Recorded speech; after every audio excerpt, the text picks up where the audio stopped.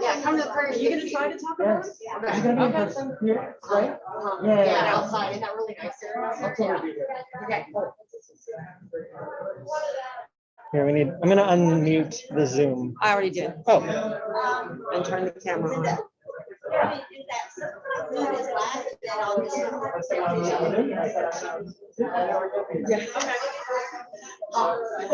did my job. Hello? Is it on yet? So good, I didn't do that either. So we're not being video today. Just Zoom, yeah. Didn't think about the being earlier, and then at the last minute, I didn't think I should say, are you coming tonight? So then I just thought I'd wait and see, and yeah. Oh my gosh. Good catch. I'm in charge of that. So, is this on yet? Yes. Oh, good. Well, thank you for coming. I just want to announce that.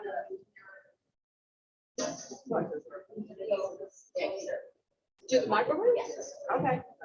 I just want to announce that Wildscapes was an enormous success. We had just under 300 attendees. 80 donors. Am I still too far away? Okay. And we sold over 1,000 plants and more than 50 books. I want to thank our donors.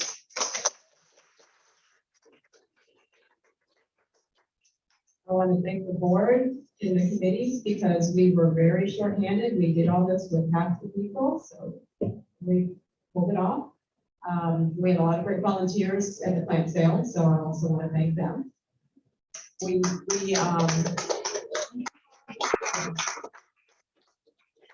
is our major fundraiser, and we use the funds to fund local projects to restore habitat or install habitat. And last year we decided to try our hands at creating a grant program, and we have awarded 4 grants to a couple of schools and a garden club that's going to create a grant walk using the 9 natives, both first shade and sun, to demonstrate in a public park. And also at the Johnson Space Center, there's an organization that has educational programs, and they're going to establish a prairie.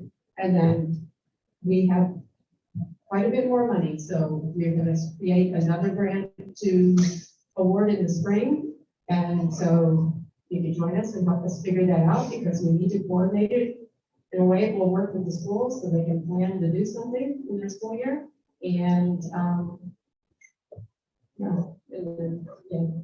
figure out when our next dates are after that. So please join us. It's time to be nominating people for our 2022 board. We currently have lots of open seats, and most of the seats many of our board members are staying and are interested in shifting responsibilities.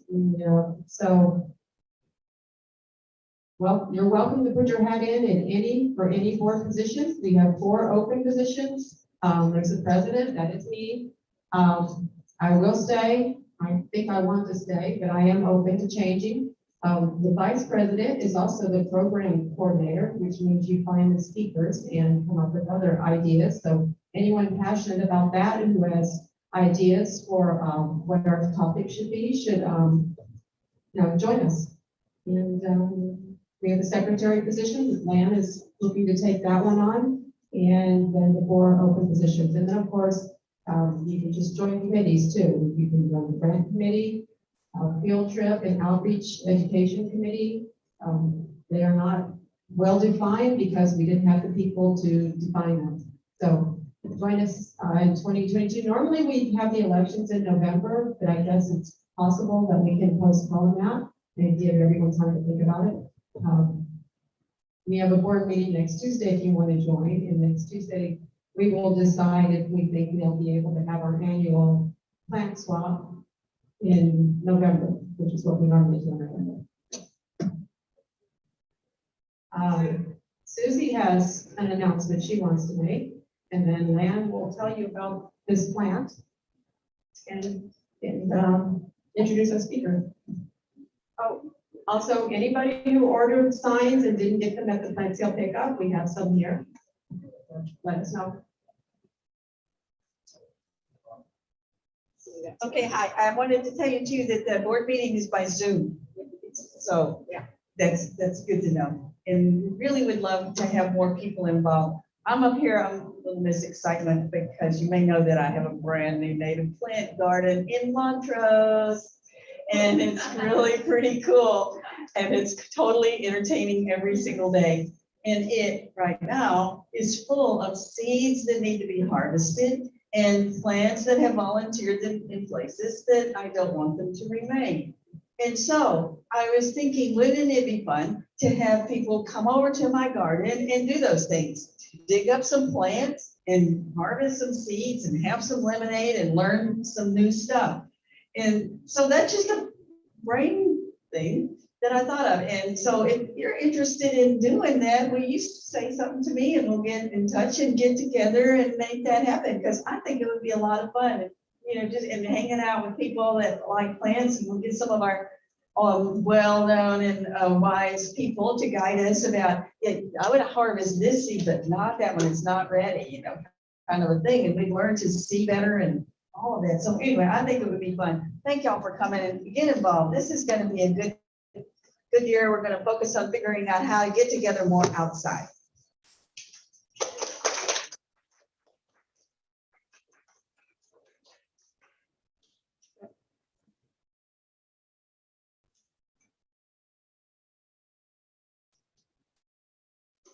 That's not what I wanted. That's not what I wanted at all. I can't read it. Here, I'm gonna unmute. If I can figure out how to get it to not auto advance. Here. Actually, it doesn't matter. You're It just doesn't gonna, matter because I'm not going to talk okay, off of it. okay. People have been looking at it and I'm not, yeah. Okay, I'm just going to give a free. That's not what I wanted. That's not what I wanted at all. What? Oh, that's me. It's a delay from the YouTube live stream. I can't read it. I don't know if Here, I'm gonna unmute. Am I speaking through the microphone? yes, you speak there. If I can figure out how to get it to not auto advance. Oh. Here. Actually, I know. You're just it doesn't gonna, matter because I'm not going to talk okay, off of it. okay. People have been looking at it and. You think I can just I'm not- close it? Oh, okay, I'm just going. What is that? It's the live stream, it's the YouTube live stream. Oh, okay, it's Apparently- repeating, it's echoing. It's a, apparently on a delay. You're in a wormhole. Yeah. Okay. Okay, I hope it's okay to just turn it off. I mean, close the window. our plant of the month is done by Katie MD, who's not here, so I will try to talk about it. It is Viburnum Dentatum. And this viburnum is in the honeysuckle family, or I guess all viburnums are in the honeysuckle family. It is a shrub that's 6 to 10 feet tall and almost as wide. And the word, she says there's no clear history of the word viburnum, but dentatum means tooth. The leaves are tooth. It has white flowers that bloom May through July. And according to her, it has a slightly unpleasant fragrance if you stick your nose in the cluster. Okay, it has fruits, dark blue color berries, and it may be difficult to get the fruits with only one plant. I guess it's pollination or whatever. And so she suggested Googling that information. The berries are used by wildlife such as game birds, songbirds, small mammals, and it also attracts eastern bluebirds, gray catbird, American robin, etc.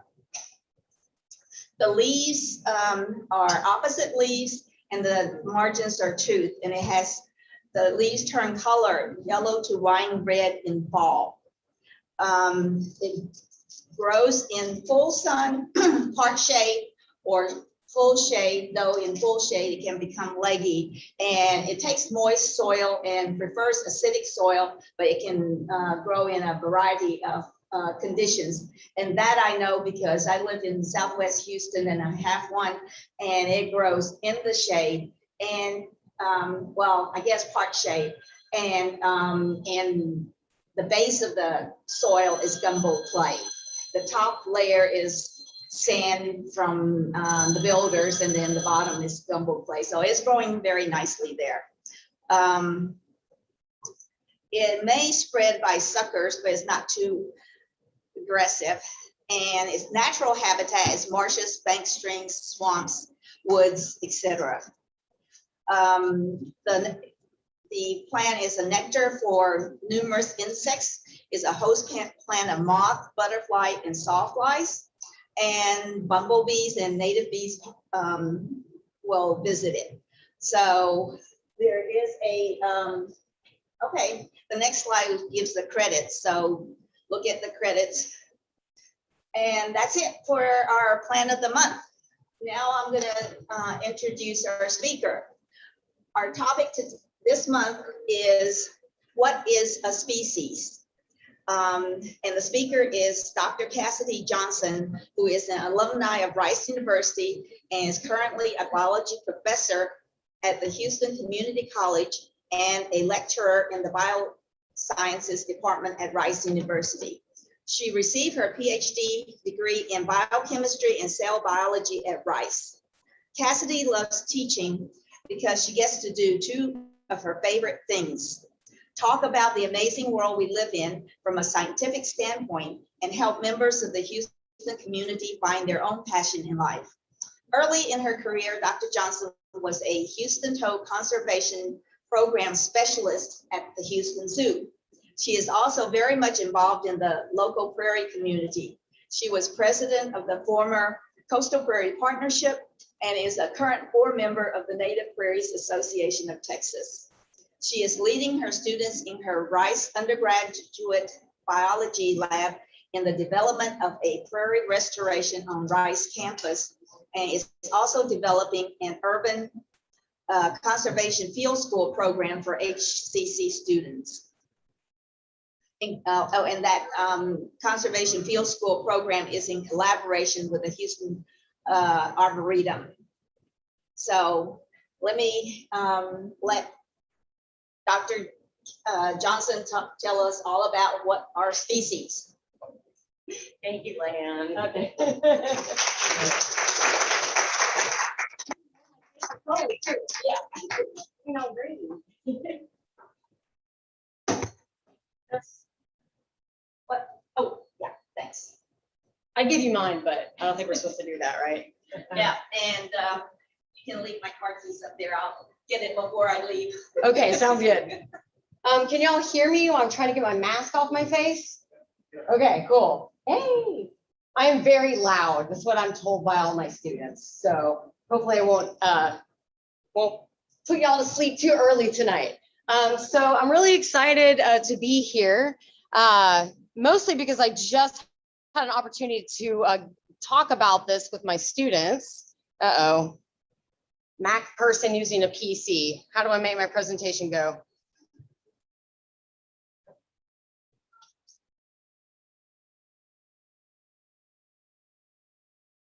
I can see it on the screen. It's not on that screen. Where's the mouse?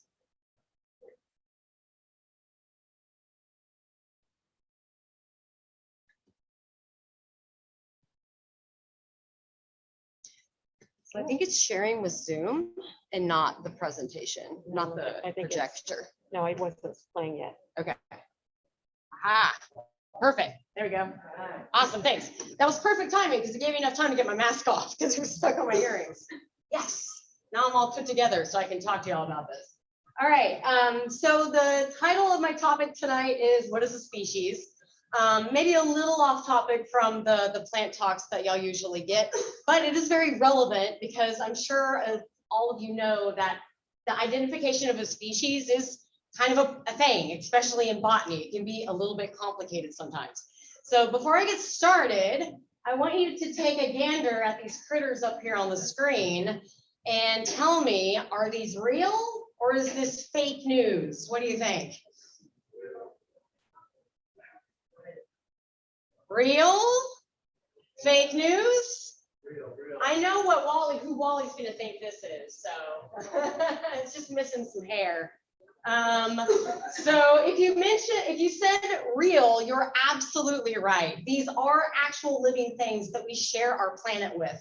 So I put the identities of them underneath the images here.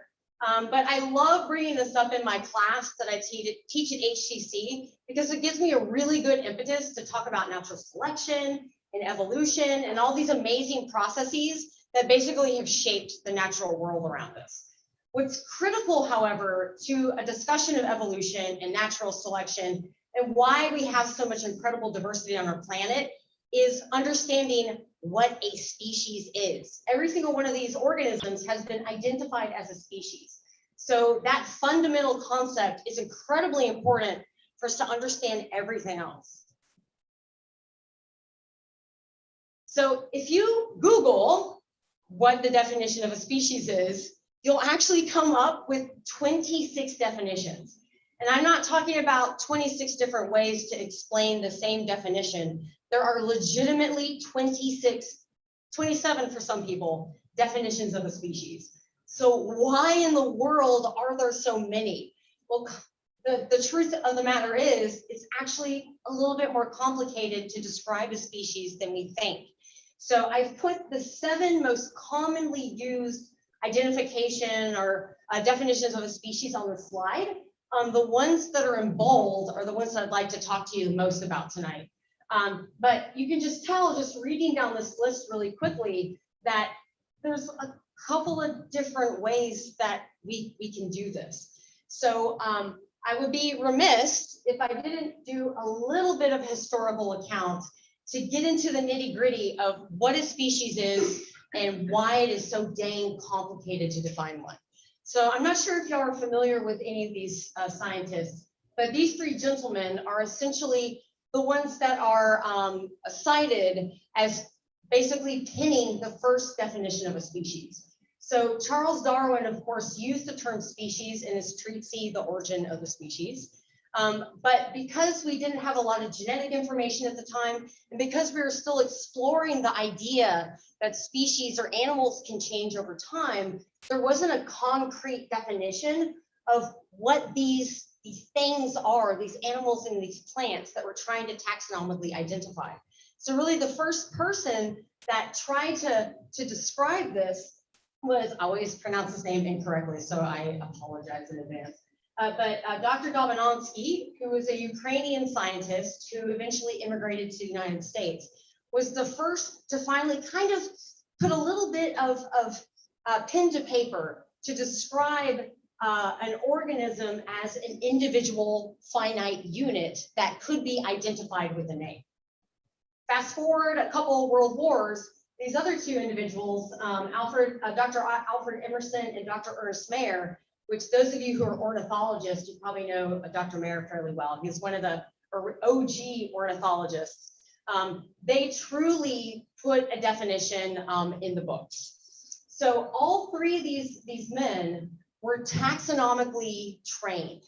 And so the reason I mentioned that is that a lot of what we understand about species comes from taxonomy, right? Which is the orderly naming of things. We like to give things a genus species name, a scientific name. So putting that genus species name together is very meticulous. We looked at morphology. We looked at where they are in the environment. We compared their anatomies, and we put organisms and from starting with a larger group, the largest group being a domain, and put them into smaller and smaller taxonomic groups until you end up with a species, which is the most narrow way that we can describe any sort of organism. So the reason I'm telling you this is that this is important. And this is going to come back in a little bit when we talk about why it actually is complicated to identify species based on the definition that these men came up with. So I've told you that they wrote a definition. So what the heck is this thing? Oh, I guess I'll use this. Sorry. So this is probably a flashback from school, so I apologize. But if you look at any textbook and look up the definition of a species, this is what you will find. A group of individual organisms that interbreed and produce fertile, viable offspring, right? We've all heard this before. And actually, if I'd asked you what you thought a species was, this is probably what would come to mind. It has, you know, in science, it's all about sex, right? So all the organisms that have sex with each other, they get plunked into one group. So this actually has a name. This is called the biological species concept. And the organisms that are identified through this concept are referred to as biospecies. And that's what I had on that bullet point on one of those first slides that I showed you. So the guys that I just showed you were integral in pinning this particular definition.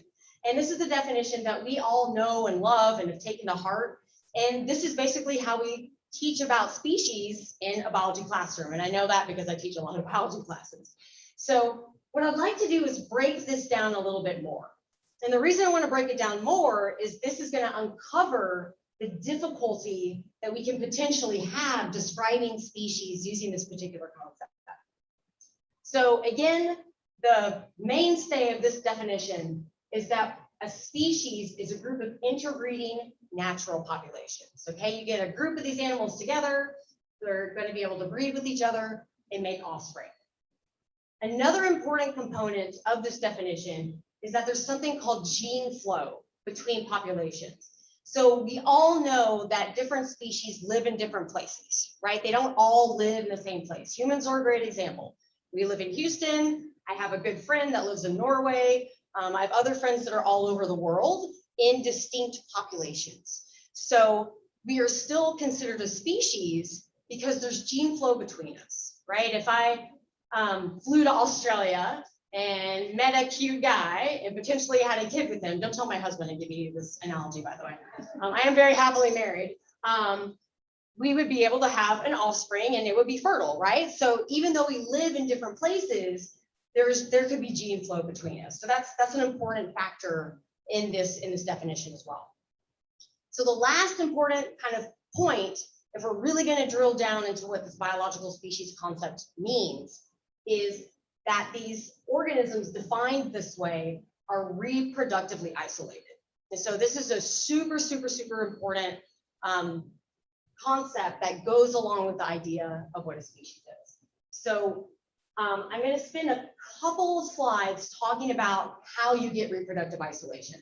I actually think I might be a little bit interested in this. Plants do some weird stuff, but this is where we get into some trouble with the biological species concept, which is why I want to chat about it a little bit more.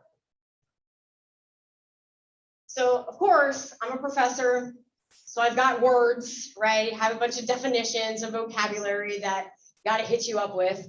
Won't be too bad, I promise. And there's not going to be a test after this, so you can let it go in one ear and out the other. My students in my class are like, oh God, she bolded that. I need to know that. So at the bottom of this slide, I just wanted to give you a gentle reminder of a couple of terms so I can talk about these other phenomena. So remember that all sexually reproducing organisms make gametes. Okay, so if you're a woman, you make an egg. If you're a man, you make sperm. And the combination of these gametes, when they interact with each other, is a process called fertilization. So after you have a fertilization event, you produce a cell called a zygote. Okay, so a zygote goes on and divides and creates an embryo and ultimately a baby thing. Whether this be a plant or an animal, whatever you're studying that undergoes sexual reproduction. So the reason I wanted to mention this is that you can either prevent fertilization from taking place, or if fertilization takes place and you make an offspring, but something is amiss with that offspring, These are some of the mechanisms that were able to preserve a species. So we describe this with these two vocab terms, either pre-zygotic isolation or post-zygotic isolation. So in pre-zygotic isolation, you don't allow fertilization to happen. And so that maintains a species, because then you don't have species A and species B coming together and then making these mixed species offspring. In post-zygotic isolation, they did get together and make a baby, but there's something wrong with that offspring that doesn't allow that mixed offspring to continue. So I bet you y'all can tell me some of the mechanisms of pre-zygotic isolation. So how will we prevent fertilization from happening? Yes. Dang it. Yes, the number of chromosomes. That is actually a post-zygotic. I'll show you an example here in a little bit, but that's a really good one, and that's a really amazing one with plants. Shoot, you stole my thunder. I hate it when my students are better than me. What else? I always have a smart aleck student that's like abstinence. So I'm like, yes, that is a pre-zygotic isolating mechanism. Absolutely. Yeah. Sorry?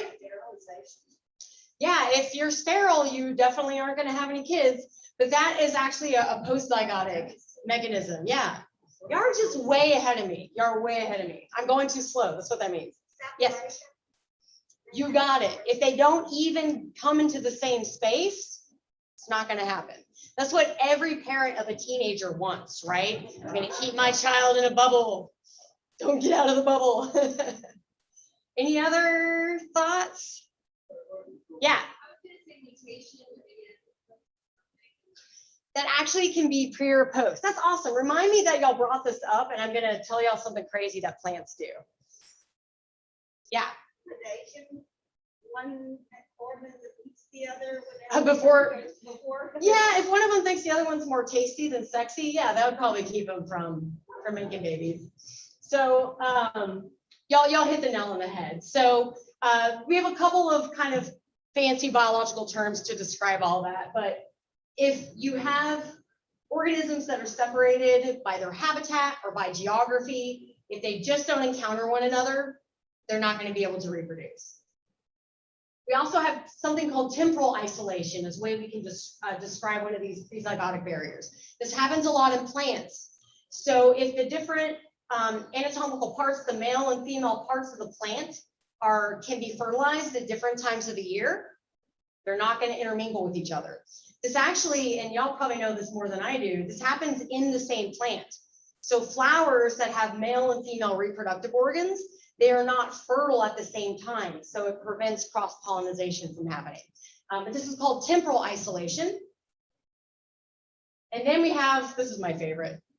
I always offend somebody in my class. But you have behavioral isolation. So, you know, a lot of males and a lot of species have to go to a lot of trouble to find mates. And if they don't do the right dance, they're not going to hook up. And then the last one, mechanical isolation. Of course, if you have organisms that are different sizes, like a pig and an elephant, they're not going to make cute pig elephant babies, unfortunately, just because mechanically that's not going to work. But we see that a lot in plants as well, not necessarily by the reproductive structures themselves, but as you all know, a lot of plants have evolved with particular pollinating species. And so their flowers have evolved specifically for pollinators that they want to select for. So one of the reasons that plants do this is they want to make sure that their own species gets fertilized with their pollen. So if you are able to successfully recruit a hummingbird with the shape of your flower, and that hummingbird is going to go to the next flower of the same species that has the same shape. Another thing that's important here is color. Bees don't see red, so they're not really attracted to red colored flowers, whereas mammals are. They can see red. So this is another way that you can mechanically ensure that you're going to attract a pollinator that's going to go to your flower and then go to the same flower of the same species. Sure. I was thinking about the aphids and the ants that move them around. How would that fit into this? So let's see. You mean the aphids that feed on the nectar of the? Right, of those plants, but they Are are that- spread by an ant actually picking them up and moving them. Right. So are they pollinators? Are aphids pollinators? I don't think so. I'm so smarter here. Yeah. So I think they are. If they are pollinators, it's an accidental thing, probably. So that'll be a little bit different phenomenon where those species have some sort of sympatric relationship with one another, where they are benefiting from each other's company, essentially. But if that doesn't have anything to do with fertilization, then it'd be a separate phenomenon. That's a good question. Yeah. So let's talk about the post-zygotic phenomenon a little bit. And I promise I'm getting to a point here. So in the post-zygotic mechanisms, those two species are able to get together. However, when they produce offspring, something isn't quite right. So those offspring cannot continue to make a brand new species right off the bat. So when we talk about the fertilization and production of an offspring from two different species, we refer to those offspring as hybrids. So those of you who drive a Prius know exactly what I'm talking about, right? If you put gas in it or you can charge it up, it can do both. It has, because it basically was made from two different species, a gas car and a fully electric car. So in the organismal world, there's a couple different ways that that hybrid organism can be where the buck stops. So if those hybrids could easily mate and make new hybrid offspring themselves, that would be an immediate speciation event, right? Because you'd have species A, species B come together and make species AB. And if those could immediately start to reproduce with one another, they would basically make a new species A and B. But that is not often the case. Reason number one is because of reduced hybrid fertility. So the hybrids might not have full fertility. They might be sterile. So they're not able to have additional offspring. Another phenomenon that might take place that I'll explain here in a second is reduced hybrid viability. So the hybrids just don't live well, and they don't reach a point where they can actually undergo fertilization and reproduce.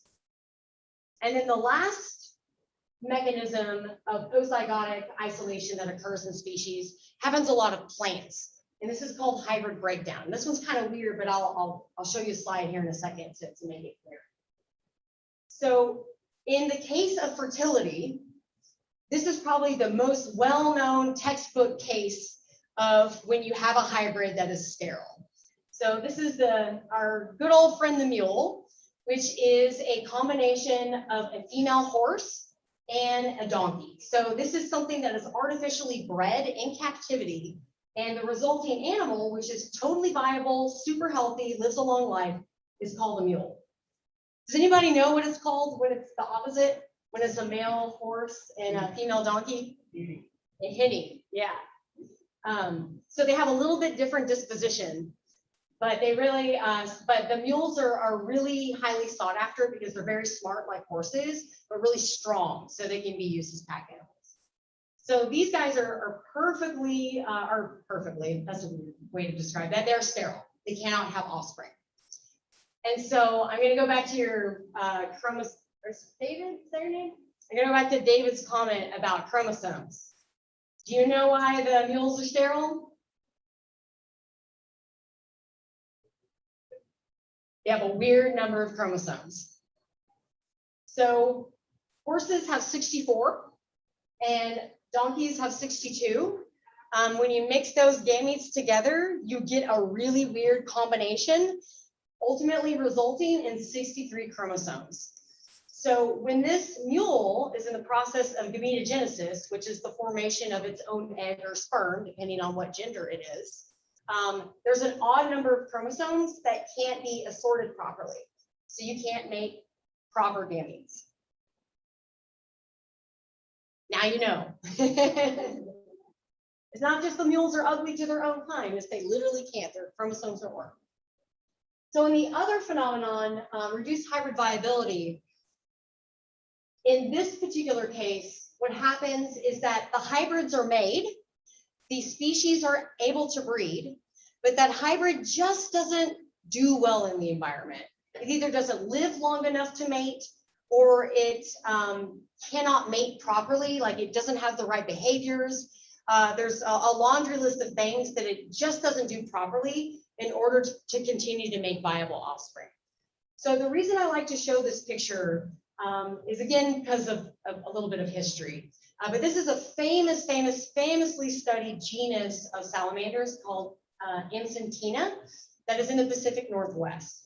So what you're seeing here, this is all one species, but all of these different morphologies that you're seeing belong to a subspecies. So a subspecies is usually a species that is separated by geography, and they never have an opportunity to mate with one another. So what has happened in this case with Amsentina is that the ancestral population started to move from the mid part of Oregon and spread down through California. And this has been over the course of geologic time, a really long period of time. And if you notice, they have been separated by the Central Valley of California. So what has happened is as this species has basically migrated down, these individual populations now no longer have the ability to breed. And so where the population meets at the bottom, you see the reds up here, and that's just indicating subspecies that's there. As this population or this genus of salamanders is spread down, they actually meet at the bottom, right? So they've come back together. They've been separated and they come back together. These animals at the bottom can breed, they can make hybrids, but those hybrids are not viable. They don't live very long.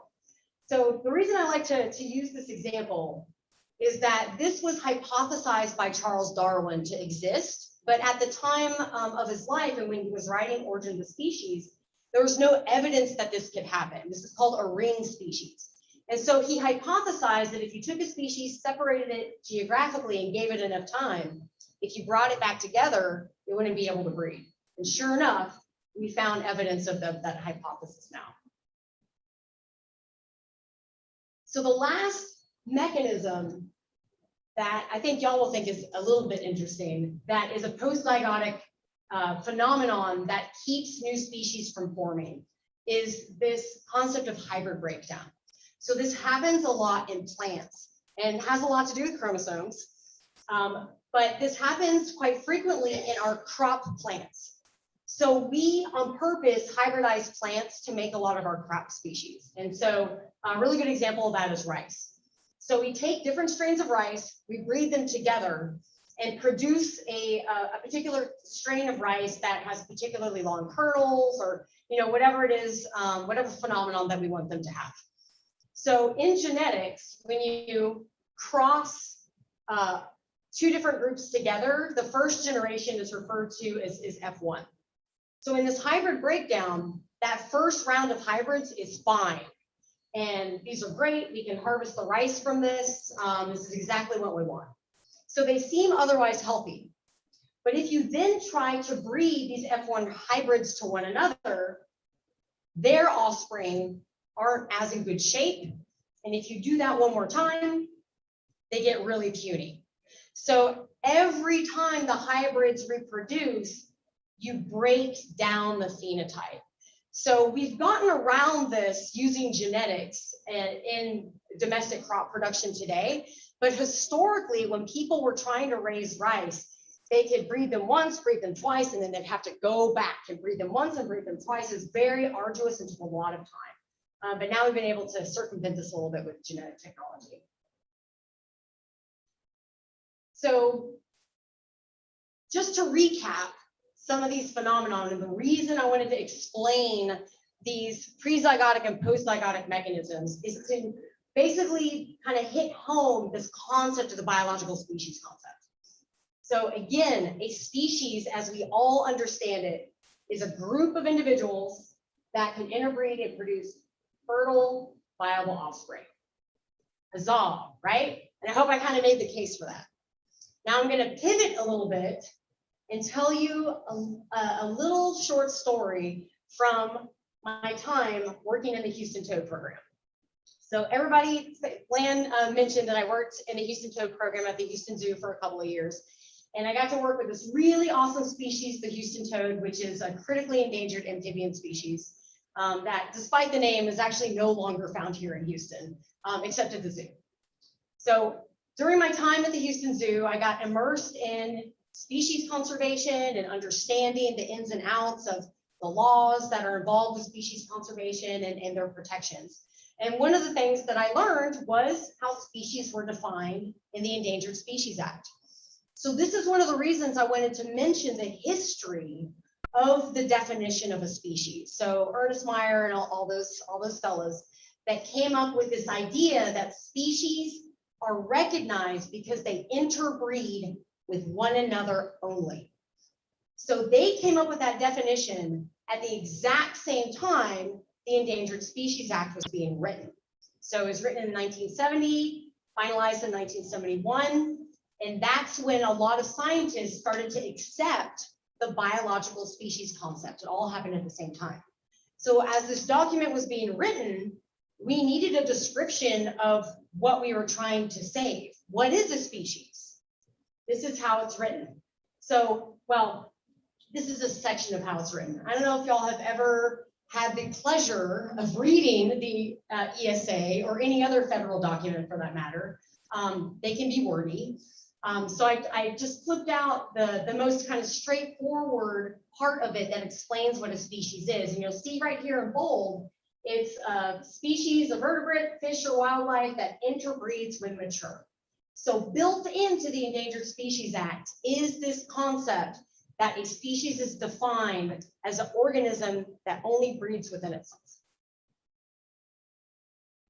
So when I started the Houston Toad program, there had been a couple years of this, but they were really getting invested in studying the genetics of the Houston toad. And this is really important for a captive breeding program. So the Houston Toad program's first kind of the purpose was to take wild Houston toad eggs that were collected from the wild, bring them to the zoo, raise them up to a point where they weren't as susceptible to predation, and then return them back into the wild. This is called a head starting program. So the first couple of years of the program, they just spent on collecting eggs. So they brought a bunch of eggs in, grew them up in the lab, and basically returned them back to the wild. So along those first couple of years, they were interested in looking at the genetics of the toad. They wanted to understand how genetically diverse they were, because that would be really important for breeding them. Because I don't know if y'all know, but endangered species have a lot of problems when we want to do captive breeding with them, because you don't want to breed related animals to each other, because that can have a whole slate of problems. So they wanted to understand the genetics of the toad so they can make sure if they end up breeding them in captivity, they can breed unrelated organisms or unrelated individuals to each other.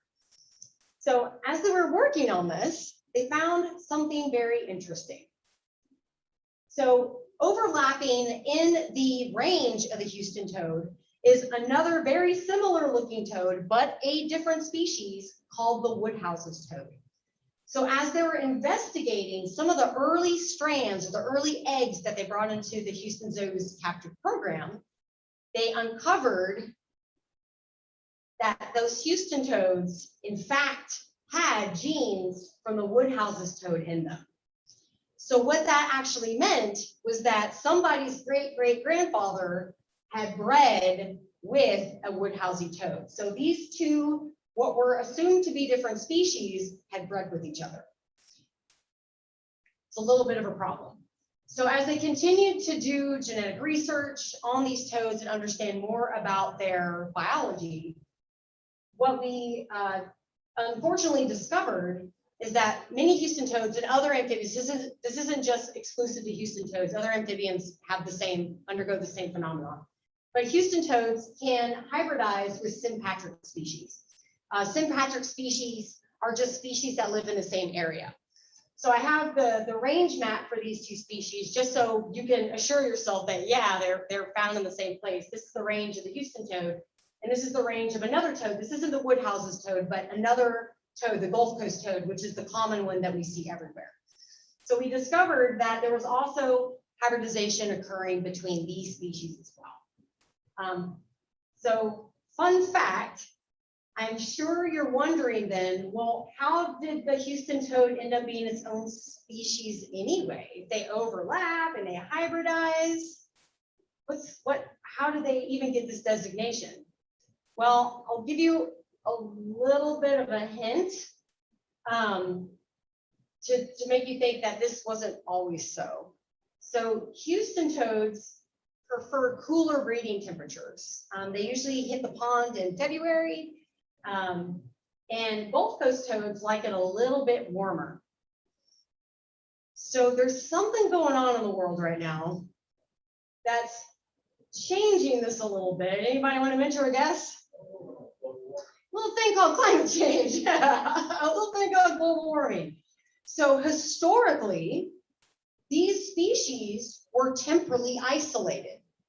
The Houston toad would breed early in the spring, and the Gulf Coast toad would breed later in the spring. So they fit into that biological species concept, right? Because they were temporally isolated and they didn't overlap until the last decade, when it's been warmer earlier. And so the Gulf Coast toads are coming to the pond the same time the Houston toads are.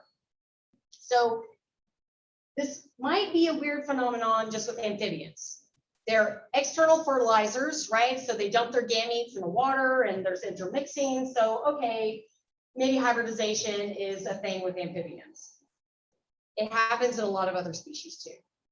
There are two other animals, and I picked these on purpose. They're both listed on the Endangered Species Act. This is the red wolf, and this is the blue whale. The red wolf is, I don't know if y'all have read all the stuff on the red wolf lately, but the red wolf was previously believed to be its own species based on morphology, the way it behaves.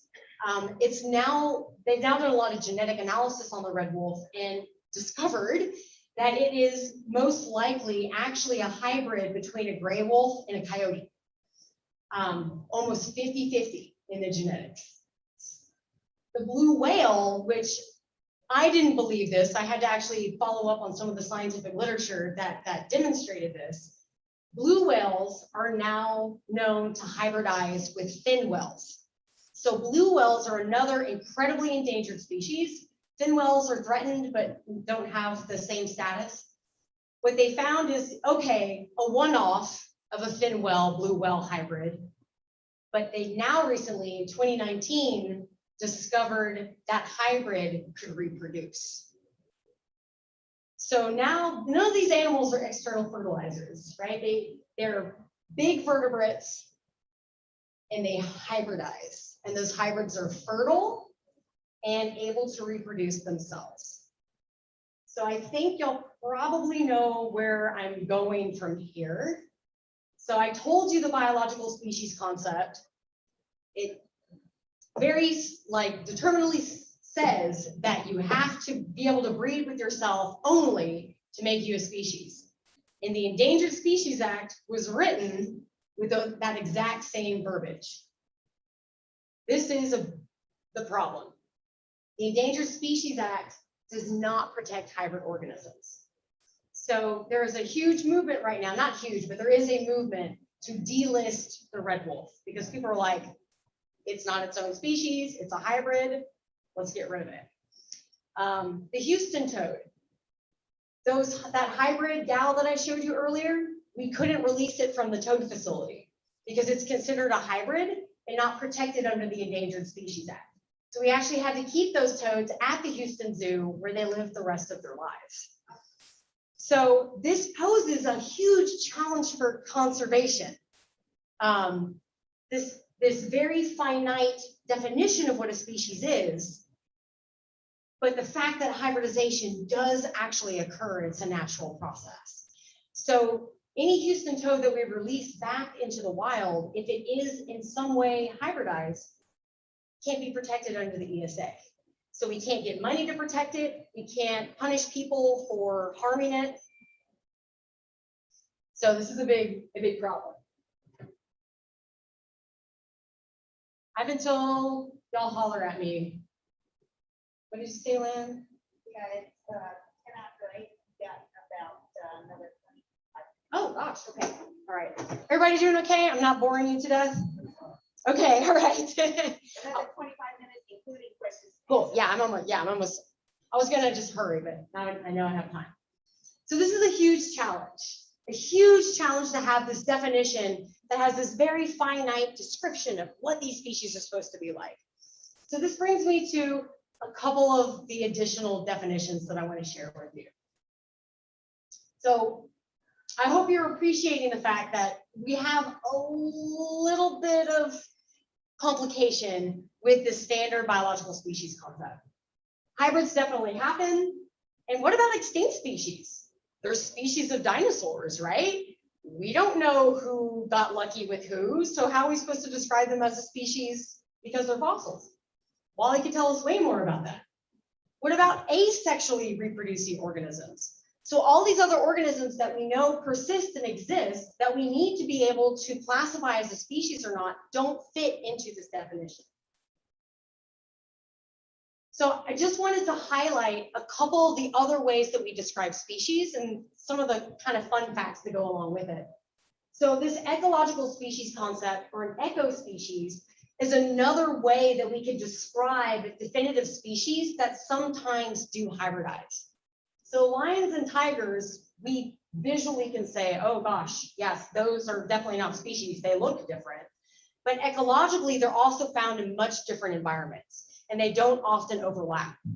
However, hybrids happen. And in fact, historically, zoos actually would breed lions and tigers together to make these things called ligers, which were basically like really big tigers without stripes. These ligers could potentially breed if you back cross them to either a tiger or a lion, but they were very quasi-fertile. But ecologically, even though these hybrids could exist, ecologically, this is not reality, because in nature, these things would not normally interact with each other. So the other way that we can describe a species outside of the biological species concept and the ecological species concept is through morphology. And in fact, this is the way that Charles Darwin described the species in all of the books that he wrote. This is also the mechanism by which paleontologists are able to describe species. So we basically do a lot of morphometric measurements of the organism. We also can look at their behavior, but more often we look at their bone structure, the skeletal structure. Sometimes even they throw in the biochemical analysis of their skin to identify species that are distinct from one another. And in fact, when the Houston toad was first described, it was described using the morphological species concept. So they did very careful analysis of the bone structure and the shape and the size of the cranium. And that is what told scientists that this was a species that was unique from the Woodhouse's toad, the Gulf Coast toad, and the Fowler's toad, which are other toads that are found here in Texas. So I teach a lot of microbiology, so I would be remiss if I didn't mention these types of organisms, but our world is full of asexually reproducing organisms. In fact, your body has 3 pounds of asexually reproducing organisms on it right now. I'm talking bacteria, so sorry. We all have 3 pounds of bacteria, give or take a couple pounds, living in and on your body right now. That's who I always blame my holiday weight on. I'm like, oh, bacteria ate too much. So all these prokaryotes asexually reproduce. So when they want to make more copies of themselves, they just divide in half and they make a clone of themselves. They are living things though, they are a species. So we use this term called a gamospecies to recognize these types of organisms. Bacteria are even more complicated by the fact they do something called horizontal gene transfer. And they can actually take segments of their genes and transfer it to a completely different individual. And they can do this between different species also. So being able to describe something as a gamospecies is really the only way that we can pinpoint exactly what a bacteria is. They're pretty interesting. But I wanted to let you know that the gamospecies concept is not just designated for prokaryotic organisms. There are eukaryotic and multicellular eukaryotic organisms that reproduce asexually too. Here's two examples from the ocean. These are corals that can just bud off a little piece of themselves to make a new individual. Sea anemones, it's hard to say, can just split themselves in half too and essentially make clones. But outside of the ocean, there are actually vertebrate species that do this as well. So this is a classic textbook example of a vertebrate organism that undergoes something called parthenogenesis. And parthenogenesis, the female makes an egg, and that egg either just duplicates its chromosomes to become diploid and basically make a zygote again, or the eggs, she makes multiple eggs and they just refuse, and it makes a zygote that way. So in these parthenogenic species, this one in particular, there are no males. So this is an example of a large organism that reproduces asexually. But we can describe it using the agamospecies concept. The last species concept I want to mention is trending.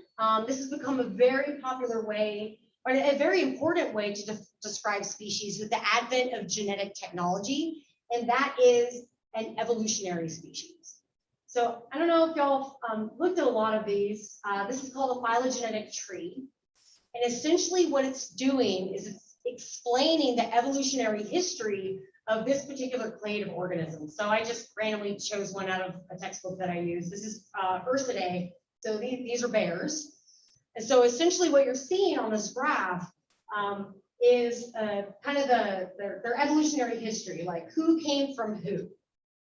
So the way that we're using this to describe species is that when we use genetics, we can see who's more closely related to one another and basically build these trees on those relationships. So at the very tip of this tree, you would say, I have a species. So we can also look at other branches of the tree if we really wanted to get fancy and say, oh, there's some other species that would have existed at these branches too. So there is a cautionary tale to come out of this way to describe species.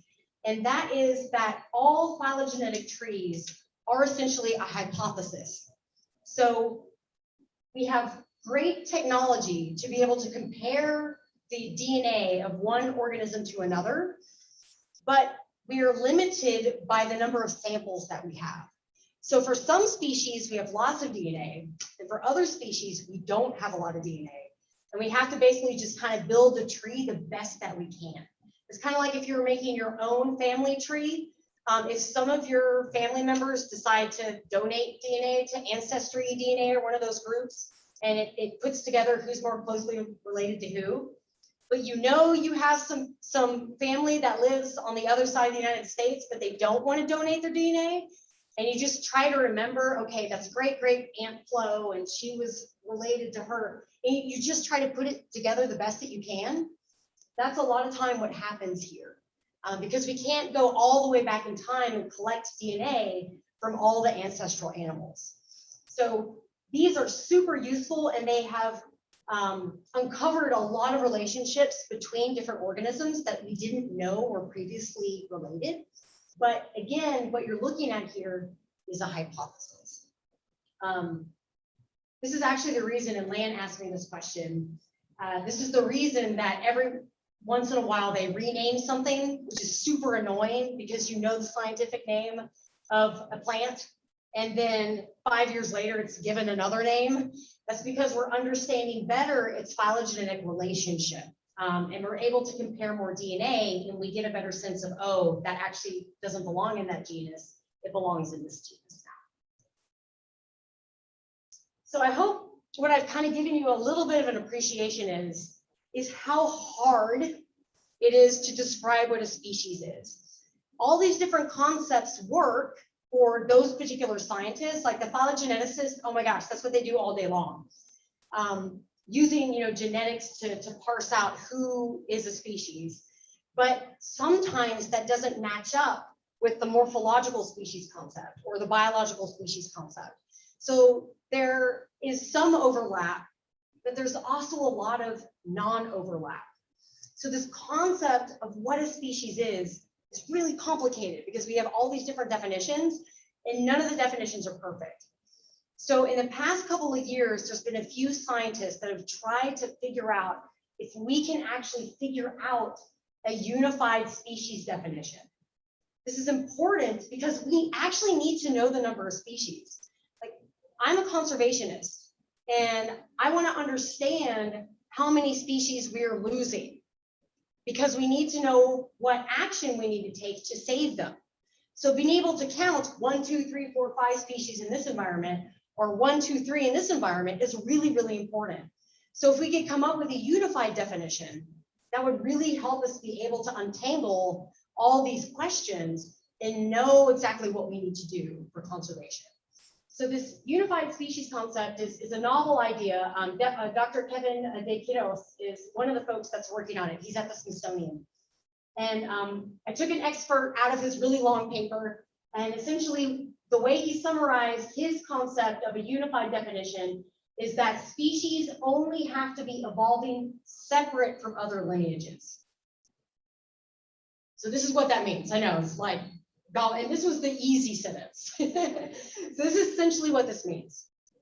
And I grabbed the image from this paper to try to have a visual.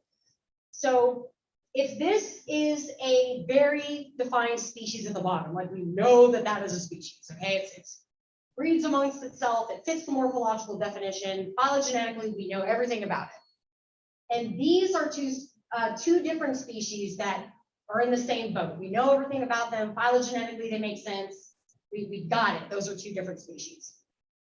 You can either start at the bottom, or sorry, at the top or the bottom. Let's start at the bottom where you have a species that maybe gets separated, like Estancia that I showed you before, Encentina, sorry. And it gets separated by geography, and you start having different subpopulations. Well, maybe some of these subpopulations look a little different. So we have some wiggle room here. So the morphological species definition gets funny. If you move on up this, okay, maybe they don't breed anymore, or maybe they don't breed with each other anymore, but they're still very genetically similar. So it's really hard to say if they're an individual species or not.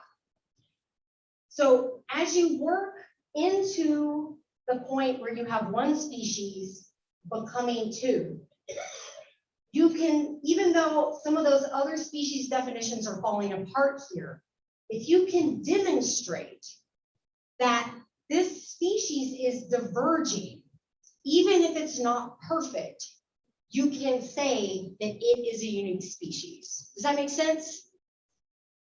So as long as you can prove that its evolutionary pathway is different, the one side of that Encentina that I showed you, the morphology is different, it lives in a different place, that evolutionarily it's on a different path than those that are on the other side of the valley that are on a little bit different path, different morphology, different geography.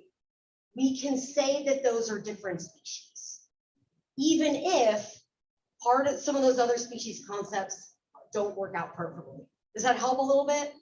So if you can show evolutionarily that it's doing its own thing, let's call it a species. So you're saying that SC1 or SC2 and SC3 are each different species, or you're not? No, these are like kind of speciation events. Okay. Like the morphology is a little bit different, or the geography is a little bit different. What he's saying is that even if the biological species concept falls flat here, like these still hybridize, the fact that they're going on their own evolutionary path, let's call it its own species. Yeah, he's a splitter. So I guess the moral of my species story tonight is that nature does not read our textbooks. And this is the point where my biology students are absolutely freaking out. What do I need to know for the test? What's the definition? And what I tell them is, you got to know all those definitions. But what I try to kind of impress upon them and have them appreciate is the fact that we don't know everything. And no matter what we think and what we feel and how desperately we want to put nature in all these little explainable bins, that is not how nature is going to work. So I hope I was able to maybe confuse you a little bit today, but maybe give you a little bit of food for thought.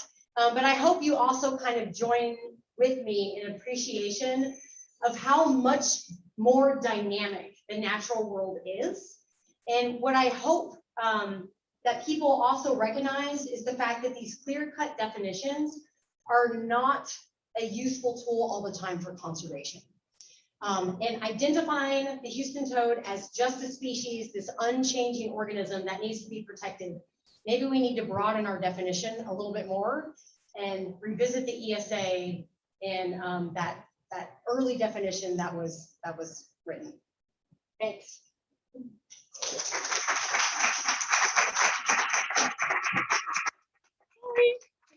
Two comments, and then I'm gonna look for questions here on the Zoom.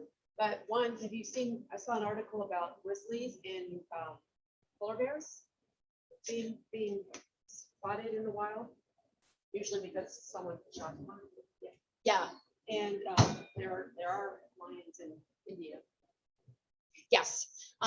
The lion, yes, there were a lot more lions in India in the past, Yeah. but their habitat preferences were still different. Yeah. Yeah, there used to be lions in India. There actually are still a few lions left in India.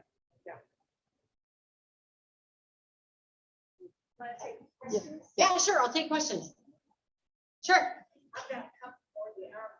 One thing that seems to happen is we went into problems, taking over prairies and taking over natural spaces. And we were able to say one of those sections will alarm because someone discovered prairie dog. And it's just a small habitat. And I'm just concerned that by the time you identify a species as being endangered or threatened, that part of the area might already be, they might have already been like that. By the time you go to politics. And I'm just wondering if what Rice Institute, I know Rice Institute is working on that.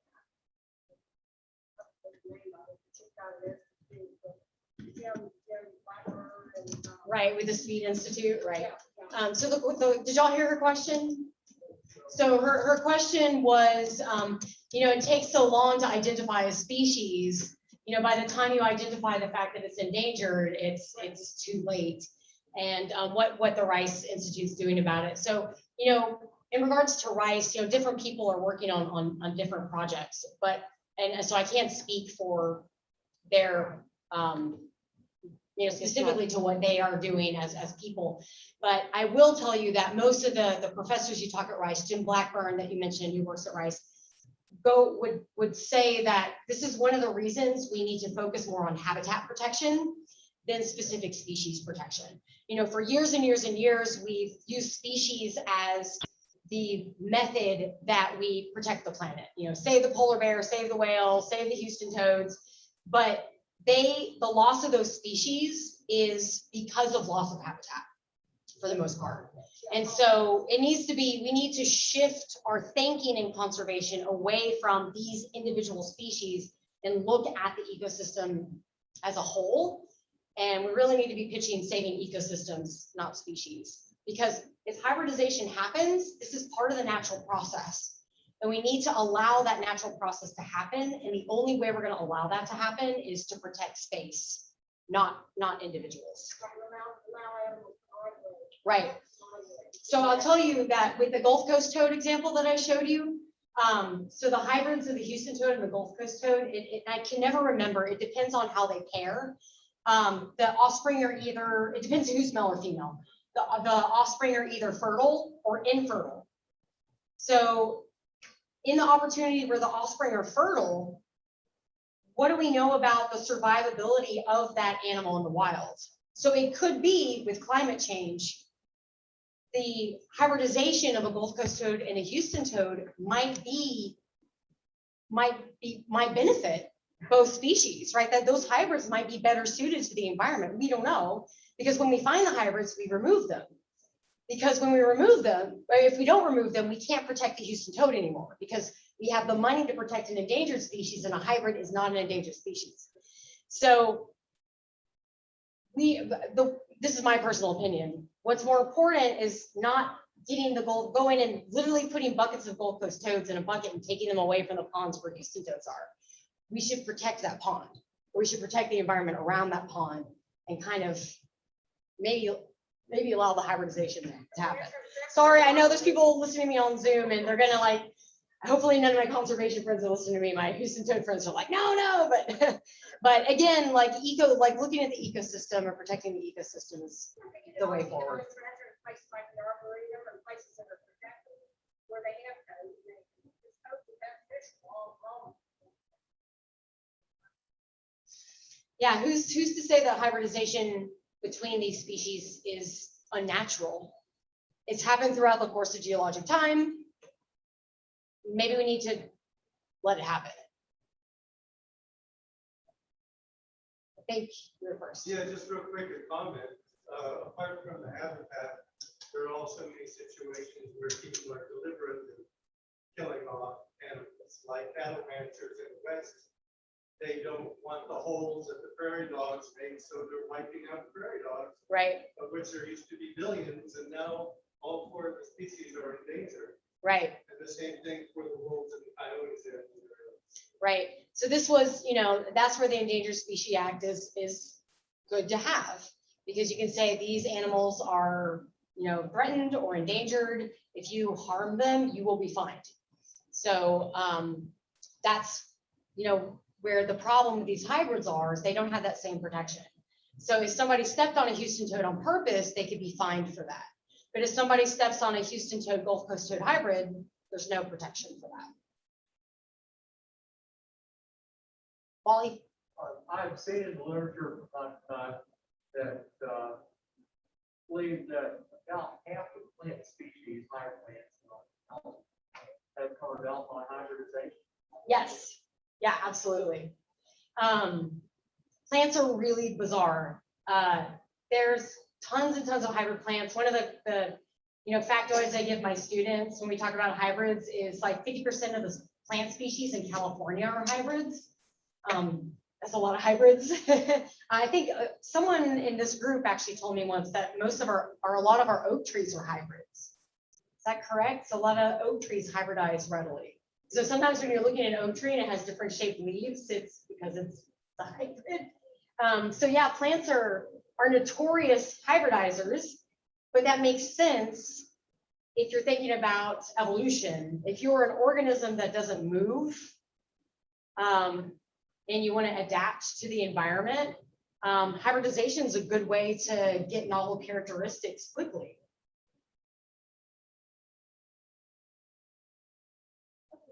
Could you comment on this? If there's a plant that's endangered or it's very rare, okay? Some people say you should not collect seed and propagate them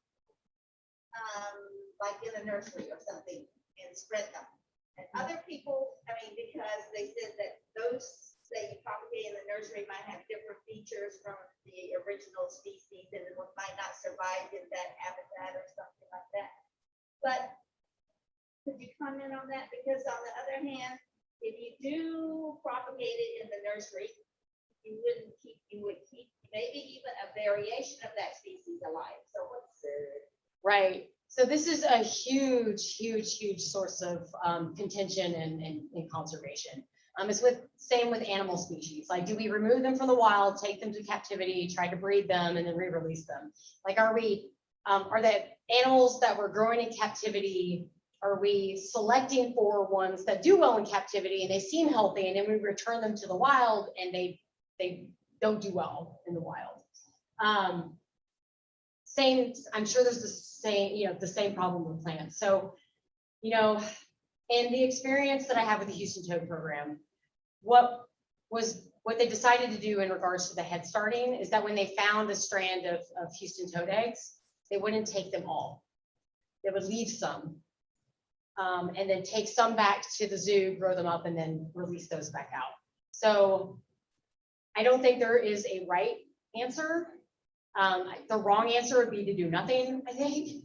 But if there is a threatened species of plant, maybe the best thing to do would, leave some of the seeds, take some back into captivity, try to grow them up. Because the other risk you run is you're not successful. And this happened a lot with the Hawaiian birds. They collected the last few Hawaiian, like honey creepers are a really good example. There's only a few individuals left in Hawaii because they were annihilated by invasive cats and rats and all sorts of things. And so scientists went out and they collected the last few, I think it was 5 or 6, brought them into a lab thinking they could captive breed them, and they all died in captivity. So we don't know if they would have left them in the wild, they would have made it or not. So at least with my experience in the toad program, you don't take all. You take some, leave some, and hope one of those 2 populations does well. But that is a very loud conversation in conservation circles. Yeah. Any other questions? Y'all don't want a pop quiz on vocab, do you?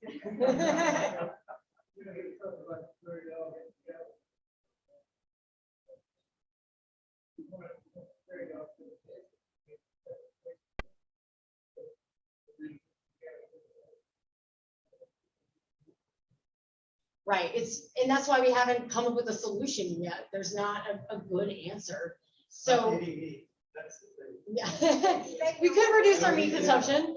There have been some, and I know with the black-footed ferret, this has been somewhat successful. They've done captive breeding and then re-release in areas where there won't be that butting of heads with ranchers. They've been able to find conservation lands to re-release the ferret on. I think it's federally controlled lands. I mean, the tricky bit is being able to collect prairie dogs and find a place to take them, right? And finding a landowner that is willing to take them on to reduce the conflict between ranchers and the species. This is, again, this is one of the reasons it's so important that I think we have a more open dialogue about conservation with people that own land and that use the land for financial reasons. Because right now, if you're a landowner, a rancher, or a farmer, or you're a conservationist, the status quo is just to butt heads. Like, you need to say species. Well, I have a livelihood to make. So the trick is for us to talk to each other more clearly and just have better conversations, so we can recognize the fact that both can persist. But that has been a challenge everywhere. Okay, let's thank Dr. Johnson again. Thank y'all. Yeah.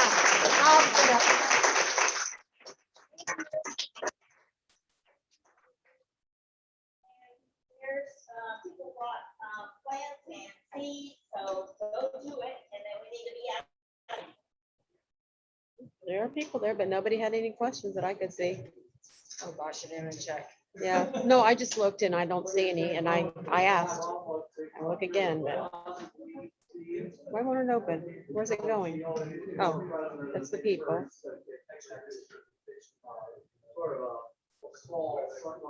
It's a chat and it's only me. Okay, all right.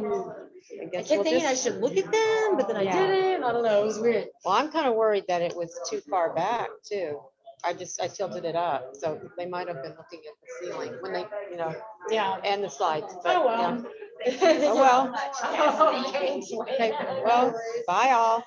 I hope that was okay. Good night. One of the plants are.